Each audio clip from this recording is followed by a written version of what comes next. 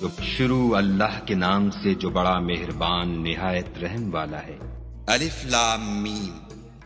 اہل روم مغلوب ہو گئے نزدیک کے ملک میں، اور وہ مغلوب ہونے کے بعد عنقریب غالب آ جائیں گے۔ چند ہی سال میں پہلے بھی اور پیچھے بھی خدا ہی کا حکم ہے، اور اس روز مومن خوش ہو جائیں گے، یعنی خدا کی مدد سے۔ وہ جسے چاہتا ہے مدد دیتا ہے، اور وہ غالب اور مہربان ہے۔ یہ خدا کا وعدہ ہے، خدا اپنے وعدے کے خلاف نہیں کرتا، لیکن اکثر لوگ نہیں جانتے۔ یہ تو دنیا کی ظاہری زندگی کو جانتے ہیں اور آخرت کی طرف سے غافل ہیں۔ کیا انہوں نے اپنے دل میں غور نہیں کیا کہ خدا نے آسمانوں اور زمین کو اور جو کچھ ان دونوں کے درمیان ہے ان کو حکمت سے اور ایک وقت مقرر تک کے لیے پیدا کیا ہے، اور بہت سے لوگ اپنے پروردگار سے ملنے کے قائل ہی نہیں۔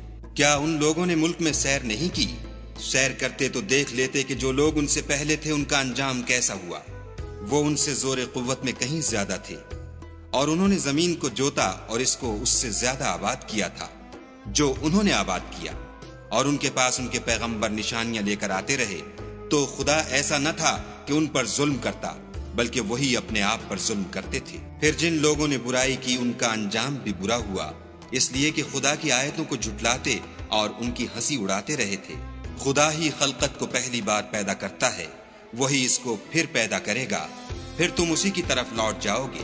اور جس دن قیامت برپا ہوگی، گناہگار نا امید ہو جائیں گے، اور ان کے بنائے ہوئے شریکوں میں سے کوئی ان کا سفارشی نہ ہوگا، اور وہ اپنے شریکوں سے نامعتقد ہو جائیں گے۔ اور جس دن قیامت برپا ہوگی، اس روز وہ الگ الگ فرقے ہو جائیں گے۔ تو جو لوگ ایمان لائے اور عمل نیک کرتے رہے، وہ بہشت کے باغ میں خوشحال ہوں گے، اور جنہوں نے کفر کیا اور ہماری آیتوں اور آخرت کے آنے کو جھٹلایا، وہ عذاب میں ڈالے جائیں گے۔ تو جس وقت تم کو شام ہو اور جس وقت صبح ہو، خدا کی تسبیح کرو، یعنی نماز پڑھو۔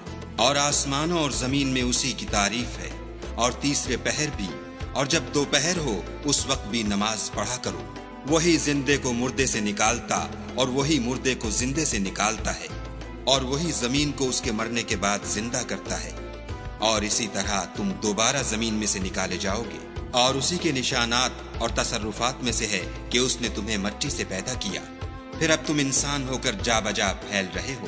اور اسی کے نشانات اور تصرفات میں سے ہے کہ اس نے تمہارے لیے تمہاری ہی جنس کی عورتیں پیدا کی، تاکہ ان کی طرف مائل ہو کر آرام حاصل کرو، اور تم میں محبت اور مہربانی پیدا کر دی۔ جو لوگ غور کرتے ہیں ان کے لیے ان باتوں میں بہت سی نشانیاں ہیں۔ اور اسی کے نشانات اور تصرفات میں سے ہے آسمانوں اور زمین کا پیدا کرنا، اور تمہاری زبانوں اور رنگوں کا جدا جدا ہونا۔ اہل دانش کے لیے ان باتوں میں بہت سی نشانیاں ہیں۔ اور اسی کے نشانات اور تصرفات میں سے ہے تمہارا رات اور دن میں سونا اور اس کے فضل کا تلاش کرنا۔ جو لوگ سنتے ہیں ان کے لیے ان باتوں میں بہت سی نشانیاں ہیں۔ اور اسی کے نشانات اور تصرفات میں سے ہے کہ تم کو خوف اور امید دلانے کے لیے بجلی دکھاتا ہے، اور آسمان سے مہ برساتا ہے، پھر زمین کو اس کے مر جانے کے بعد زندہ و شاداب کر دیتا ہے۔ عقل والوں کے لیے ان باتوں میں بہت سی نشانیاں ہیں۔ اور اسی کے نشانات اور تصرفات میں سے ہے کہ آسمان اور زمین اس کے حکم سے قائم ہیں، پھر جب وہ تم کو زمین میں سے نکلنے کے لیے آواز دے گا تو تم جھٹ نکل پڑو گے۔ اور آسمانوں اور زمین میں جتنے فرشتے اور انسان وغیرہ ہیں اسی کے مملوک ہیں، اور تمام اس کے فرما بردار ہیں۔ اور وہی تو ہے جو خلقت کو پہلی دفعہ پیدا کرتا ہے، پھر اسے دوبارہ پیدا کرے گا، اور یہ اس کو بہت آسان ہے۔ اور آسمانوں اور زمین میں اس کی شان نہایت بلند ہے، اور وہ غالب حکمت والا ہے۔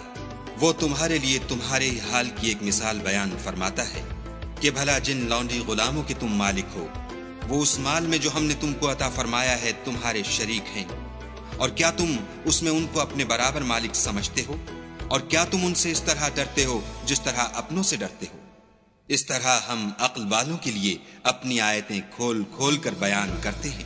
مگر جو ظالم ہیں، بے سمجھے اپنی خواہشوں کے پیچھے چلتے ہیں، تو جس کو خدا گمراہ کرے اسے کون ہدایت دے سکتا ہے، اور ان کا کوئی مددگار نہیں۔ تو تم ایک طرف کے ہو کر دین خدا کے رستے پر سیدھا منہ کیے چلے جاؤ، اور خدا کی فطرت کو جس پر اس نے لوگوں کو پیدا کیا ہے اختیار کیے رہو۔ خدا کی بنائی ہوئی فطرت میں تغیر و تبدل نہیں ہو سکتا، یہی سیدھا دین ہے، لیکن اکثر لوگ نہیں جانتے۔ مومنوں، اسی خدا کی طرف رجوع کیے رہو، اور اس سے ڈرتے رہو، اور نماز پڑھتے رہو، اور مشرکوں میں نہ ہونا۔ اور نہ ان لوگوں میں ہونا جنہوں نے اپنے دین کو ٹکڑے ٹکڑے کر دیا اور خود فرقے فرقے ہو گئے۔ سب فرقے اسی سے خوش ہیں جو ان کے پاس ہے، اور جب لوگوں کو تکلیف پہنچتی ہے تو اپنے پروردگار کو پکارتے اور اسی کی طرف رجوع ہوتے ہیں۔ پھر جب وہ ان کو اپنی رحمت کا مزہ چکھاتا ہے تو ایک فرقہ ان میں سے اپنے پروردگار سے شرک کرنے لگتا ہے تاکہ جو ہم نے ان کو بخشا ہے اس کی ناشکری کریں۔ سو خیر فائدے اٹھا لو، ان قریب تم کو اس کا انجام معلوم ہو جائے گا۔ کیا ہم نے ان پر کوئی ایسی دلیل نازل کی ہے کہ ان کو خدا کے ساتھ شرک کرنا بتاتی ہے؟ اور جب ہم لوگوں کو اپنی رحمت کا مزہ چکھاتے ہیں تو اس سے خوش ہو جاتے ہیں، اور اگر ان کے عملوں کے سبب جو ان کے ہاتھوں نے آگے بھیجے ہیں کوئی گزن پہنچے تو نا امید ہو کر رہ جاتے ہیں۔